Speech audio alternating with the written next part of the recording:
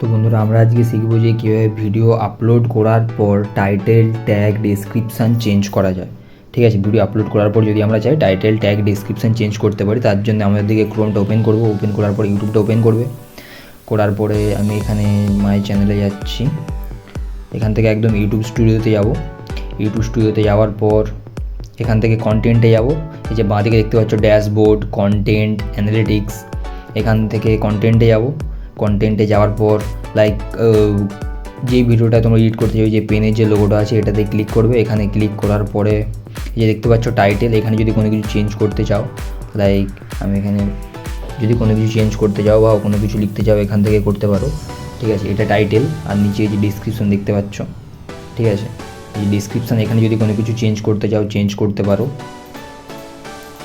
ঠিক আছে, এখান থেকে যদি এখানে যদি কোনো কিছু চেঞ্জ করতে চাও ভিডিওস, আমি এখানে লিখে দিলাম ইন 2024,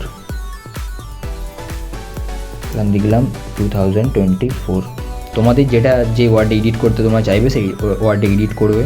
ঠিক আছে, এখান থেকে টাইটেল এবং ডিসক্রিপশান, এবং তারপর আমরা নিচে গেলেই দেখতে পাবো শো মোডে ক্লিক করলে একটু নিচেই আছে ট্যাগ। যে ট্যাগগুলো দেওয়া হয়েছে এই ট্যাগগুলো যদি তোমরা চেঞ্জ করতে চাও এখান থেকে ট্যাগও চেঞ্জ করতে পারবে। করার পরেই আমি সেখানে চেঞ্জ করেছি।